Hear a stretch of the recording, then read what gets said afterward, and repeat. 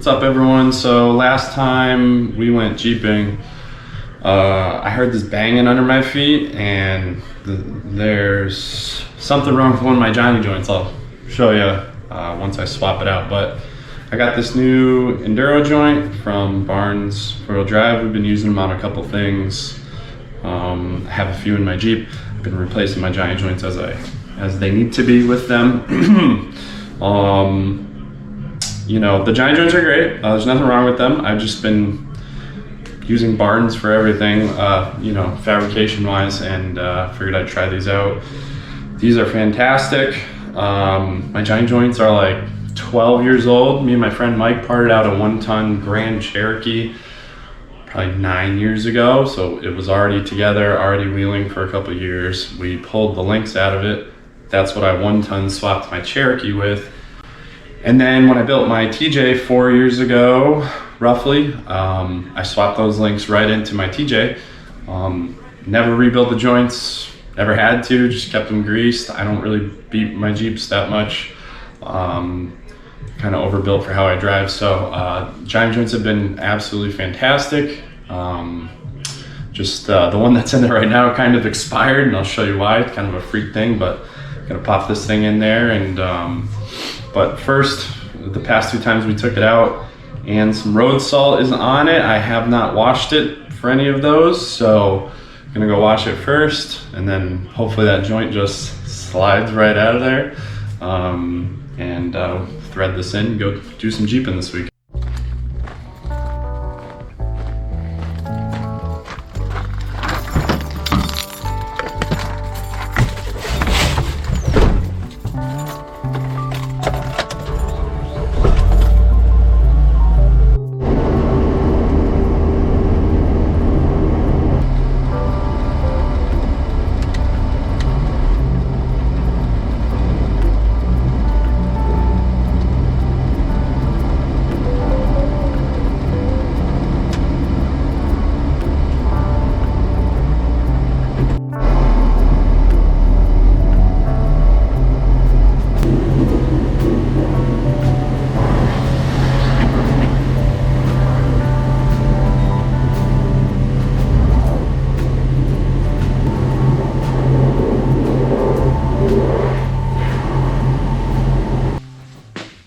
All right, so I got the joint swapped out. The Enduro joint is now in there on the upper side of my lower link.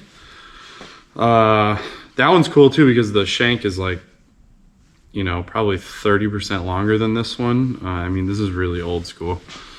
So this is how a Johnny joint works. Basically, this ball is your sleeve that your bolt goes through. It actually holds the joint.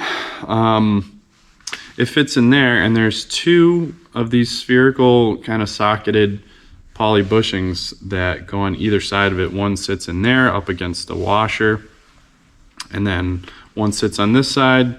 There's a retaining plate, and then there's a snap ring that holds it into the casting. And the problem I was having was, let's see if I can show you in the camera. So this has like weird corrosion on it, and it doesn't seem like much. But the last time I had a problem, I sanded it all down with Scotch-Brite and tried to make it as smooth as possible. And I thought with a little bit of grease and a new bushing, everything would be okay. But what was happening was, you know, when there was like 2,000 pounds of pressure on this, you know, I'm on an incline and this wants to articulate.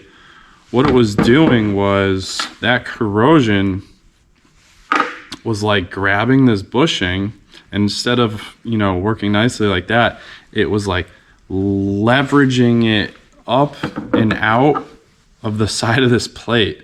So I noticed a bunch of clunking and banging going on, and this bushing, like a piece of it was like up through the plate hanging out, which also meant that now this ball wasn't secured tightly between the 2 anymore. It was banging around, which allowed the housing of the joint to actually hit the control arm bracket. So I rebuilt it with fresh bushings and sanded this down, greased it up real good.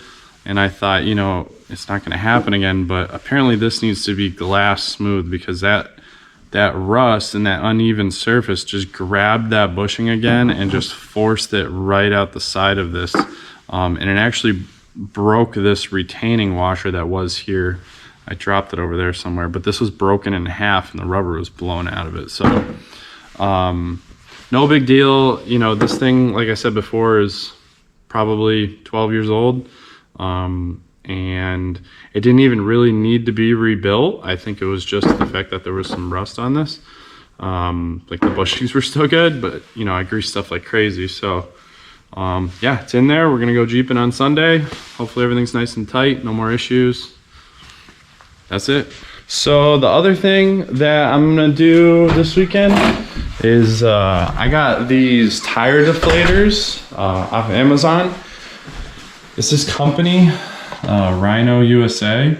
They make like tie downs and stuff and recovery gear. It's a pretty cool kit. It comes with these 4 deflators that are like adjustable. Comes with a little gauge, bunch of extra valve stems and whatnot, and of course a cool case.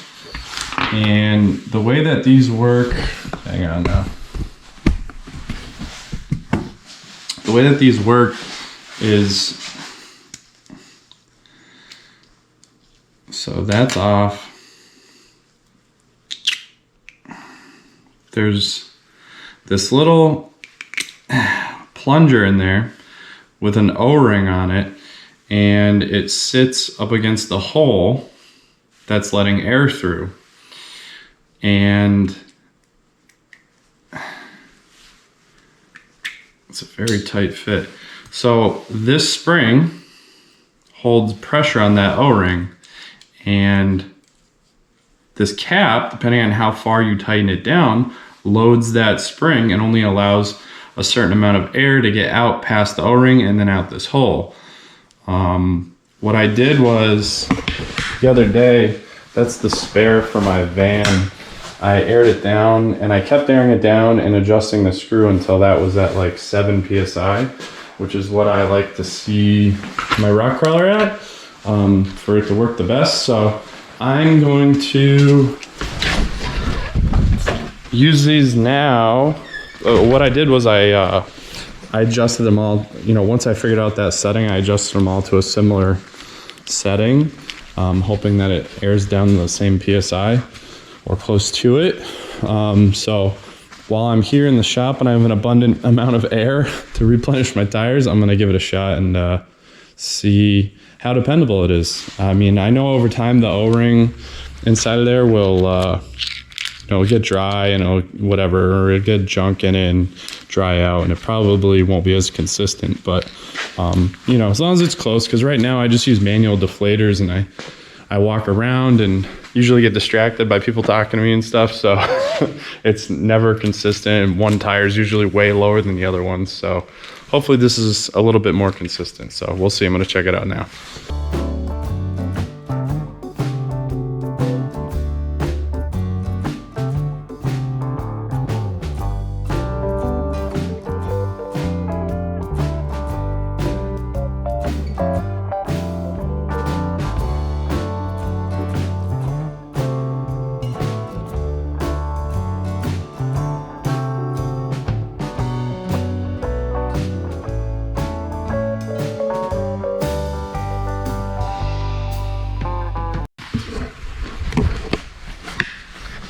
So that was pretty good.